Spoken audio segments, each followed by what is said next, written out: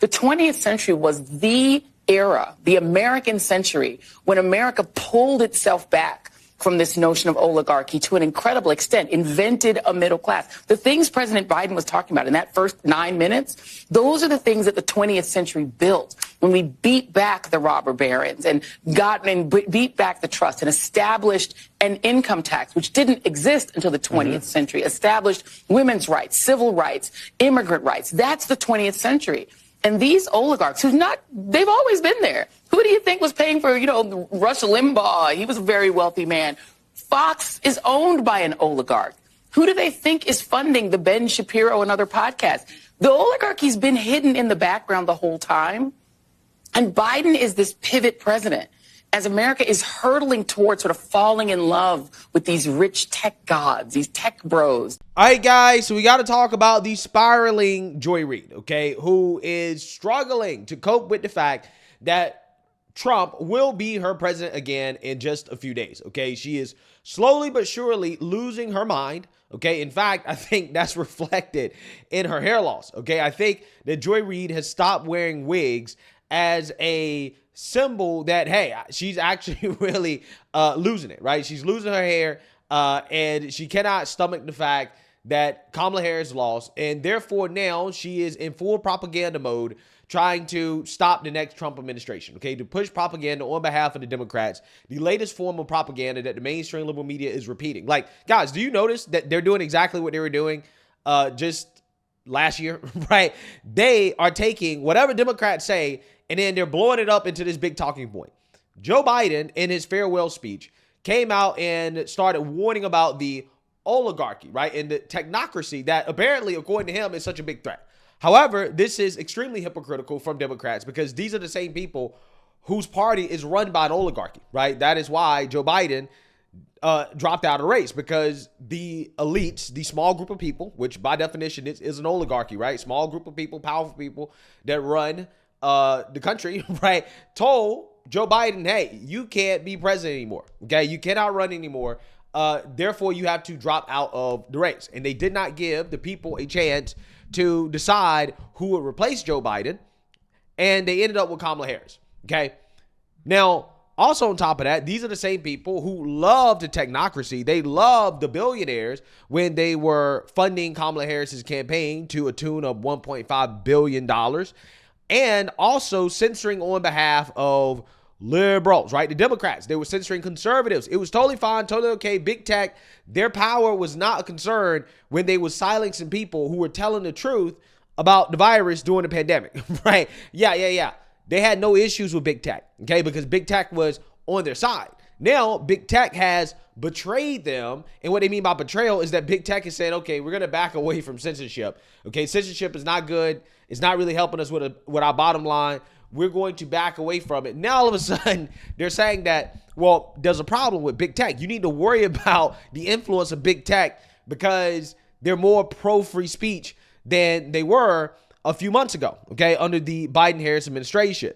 So with that being said, again, Joy Reid came out and started boohoo, whining, and crying about the oligarchy that she supported just a few months ago in Kamala Harris's campaign. Like, for example, this is her talking about the oligarchs endorsing Kamala Harris, which is a sign her campaign was so great. And also, here's Joy Reid as well, too, talking about how the oligarchs need to continue to fund Nikki Haley's failing campaign when she was running for president in the GOP primary against Trump. They needed to continue to fund her in order to stop Trump. And I think it's important to say that, anyone who has experienced or been in the United States for any period of time and experienced this country's history and knows it cannot have believed that it would be easy to elect a woman president, let alone a woman of color. Let's just be clear. And nothing that was true yesterday about how flawlessly this campaign was run is not true now. I mean, this really was an historic, flawlessly run campaign. Queen Latifah never endorses anyone. She came out and endorsed. She had every prominent celebrity voice. She had the Taylor Swiftie to the Swifties. She had the Beehive. Like, you could not have run a better campaign in that short period of time. And I think that's still true. Stuff in Texas. Now, I'm not saying she could actually get it. Yeah. But if you're the donor class that wants Trump gone, you tell her, thug it out for a few months. I'm going to put some more money in your bank account, because if he gets convicted, you do want to have a candidate with enough delegates to go in that can be on the floor and have a floor fight with Donald Trump. Yeah, so Jeremy Boring of the Daily Wire has responded to Joy Reid, calling out Ben Shapiro for being funded by the so-called oligarchy, in which he says, quote, in which Joy Reid, who reportedly makes $3 million a year, actually she makes less than that, or she's going to be making less than that, because allegedly MSNBC wants to cut her pay, as her ratings continue to tank into the dirt. Right, guys, look at this. Check this out. This is her ratings for January 6th, right? Big holiday, January 6th, okay? This is the MSNBC holiday. So you would think that, hey, you know, maybe she would get some type of viewership bump, okay? But if you see here, when it comes to the core demographic, she only got 52,000 people, measly, tiny ratings, okay? Nobody was watching her show in the grand scheme of things, right? In the grand scheme of all the channels on television, nobody was really watching her show at all, okay, in the core demographic. Compared to her quarterly average in the core demographic, the key demographic, which is 190,000, okay? So she has lost more than half her audience. And at this point, she only has a third of the audience that she had in her third quarterly average, okay? So, again, this is terrible, right? This is absolutely terrible for Joy Reid.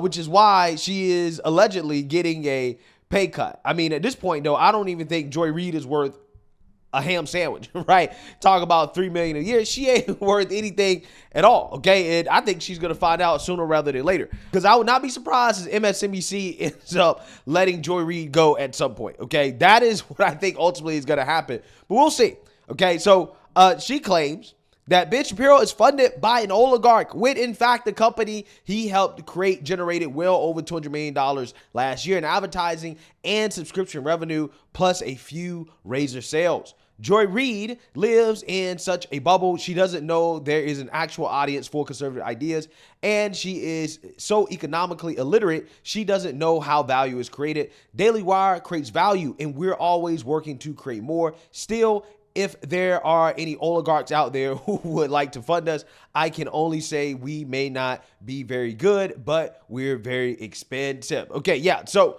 with that being said, is there any surprise that somebody who hasn't created anything at all is going out of her way to criticize people who have created things? Again, these socialists hate builders. They hate people who actually create things, okay? Because they create nothing but chaos. They create nothing but chaos. So the people who actually create good things, right, who actually employ people, create jobs, yeah, they hate that class of people, right? And Joy Reid, again, like I told you guys, she is spiraling, okay? She's getting into full-blown conspiracy theory territory, because on her little side podcast, which may become a full-time thing sooner rather than later, she went full blue anon, okay, and pushed a wild election conspiracy theory that it was stolen from Kamala Harris, that Trump stole the election from Kamala Harris with the mystical voter suppression. They're even talking about like stealing an election. And it's making me rethink whether I do believe like election machines can be hacked. Because I've always been like, you can't hack the election machines, but they're like convincing me, I don't know, maybe you can. I don't know. I mean, to me in this world, anything is possible. Anything is possible. There are all these conspiracy theories out there about Trump and whether or not they cheated. I know you say that they didn't, but I know you kind of have. Wait a minute. I didn't say they didn't. What I said is there is a rational explanation for why Kamala Harris could have lost those swing states and Trump won them. There's a way you can get to those numbers with people staying home or only voting for Trump and not the rest of the ballot. I'm saying there's a history of that. However, let me hear it, because what I will say is there was absolute voter suppression that took place, and I consider that cheating. If you think about the voter law in your state of Georgia, that law is anti-voter. When you have bomb threats only in Fulton County, we don't know how many people stayed home out of fear because of the bomb threats in Fulton County. When you have Elon Musk waving around $1 million checks in order for people to vote for Trump. Yeah. Right. There's so many things that were done that were nefarious, to put aside just the actual voter suppression in these anti-voter laws that kept people from registering, that messed up people's voter registration when they showed up and all of a sudden they're not on the rolls. But that happens every year, happens right? That happens every all election. the time. So yeah, what I I'm think things talking happen. about are these conspiracy theories about Elon Musk, somehow using his tech connections, because I don't want to say genius because we know he's not. Yeah, he ain't a genius. But those relationships or whatever, because they just seem too confident. And I know, and I'm not saying it was the voting machines or whatever. It just doesn't add up to me with all the support that she had. And I know that for you, and because of what happened with Fox and because what you do professionally with the network, you can't say it was the machines or something like that. But if you think it was the machines, but you can't say, just don't say anything. See, this is what I'm saying. I'm not saying anything. All I'm saying is, no, I know. There are many ways to cheat in an election. And I don't ever put it past Republicans to cheat in elections because they've been busted too many times. Wow. Amazing stuff. So again, full blue anon there, right? Voter machines, voter suppression, which by the way, every single time they talk about voter suppression, it's so funny to me because they never have any numbers. There's never any data to back up how many people had their vote suppressed, right? You notice how they can never give you a number, right? Was 1 million, 2 million, 3 million? How many people allegedly couldn't vote because the Republicans somehow, some way stopped them from voting? We never get any solid data. They just tell us that it happens, right? Even when there's record turnout, oh no, you don't understand. The votes were suppressed. They were suppressed. Well, where's the evidence? Well, we don't have any evidence, but we just know that these laws that Republicans pass, election integrity laws, right? Like, for example, voter ID, because we don't think that black people are smart enough to get IDs, right? That's essentially what the argument is at this point. And I think people should be offended when Democrats and liberals continue to push this idea that somehow, some way, an election was stolen because of voter suppression. The GOP stopped black people from voting, right? When the reality is that with the percentage of black people in key swing states like Georgia, in which, Joy Reid claims that because of the bomb threats out in Fulton County that there was voter suppression, right? Even though those threats didn't come from any Republicans. I believe they may have been foreign threats. Okay, I'm not entirely sure. But they didn't come from Republicans, right? The Republican Party. It didn't stop anybody from voting.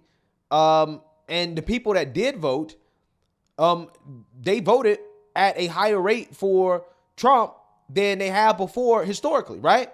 Kamala Harris did not perform very well with minorities, considering the fact that she is a minority. She's a woman, and she is allegedly black, but actually Indian, right? She should have performed way better with so-called minorities compared to other Democrats historically, but she did not. She failed. But yet these clowns, for whatever reason, they can't understand, well, how's it that Kamala lost? She had so much support. Well, maybe because her support was fake, right? Maybe because she was paying actors to go to restaurants and to sit down and pretend like they're eating after kicking out the actual people who were there eating at the restaurant, okay? Because she knows if she walked in to a restaurant unannounced that, who knows, she might get booed, right? That she might not get the reception that she wants for the cameras. But again, we're supposed to believe that Kamala Harris is so popular. Okay, so why was everything scripted? Why was she using paid actors? Why was she busing people into her campaign rallies? There was nothing real about Kamala Harris's support. Nothing real about it. It was very fake. But yeah, these people think, oh, no, the election stolen. Can't be. She had so much support. She could not have lost fair and square. No, voter suppression. Republicans cheat every election. This is what Joy Reid said. While at the same time, lecturing the rest of the country about how, oh, no, you can't ever claim that Democrats cheat, right? Claiming that Democrats cheat, that is an insurrection. And you must be banned from social media, which is what Joy Reid is raging about right now, which is big tech, not banning conservatives. Let's be real. What they're upset about when it comes to the technocracy is not the power of big tech. No, it's the fact that big tech isn't using their power to benefit liberals, right? That is what she's upset about. She loves the fact that big tech has power. And if they were wielding it in a way that she supported, like she did for the last 4 years, when they was using it against conservatives, she would have nothing to say about it. She would be cheering it on like she has been doing for the last 4 years. And it's just amazing how these people flip on a dime once circumstances become unfavorable towards them, right? It's just funny how that works. They show you the authoritarians that they actually are. So, hey, Joy Reid can continue to cope over the fact that her girl Kamala lost, but she's going to have to accept the fact that Trump will be her president again in the next few days. And at some point, I think Joy Reid is just going to cut all the hair off, right? She's not going to have that little patch of hair, right? Blonde hair, whatever she does. She's just going to cut it all off. Just shave it all off. Nothing at all. Okay, just go ahead. Go ahead and get there, Joy. Go ahead. We know. It's stressing you out. Trump is stressing you out. We get it. So let me know what you guys think. Make sure you like, comment, and subscribe. Most importantly, share a Black conservative perspective. Peace.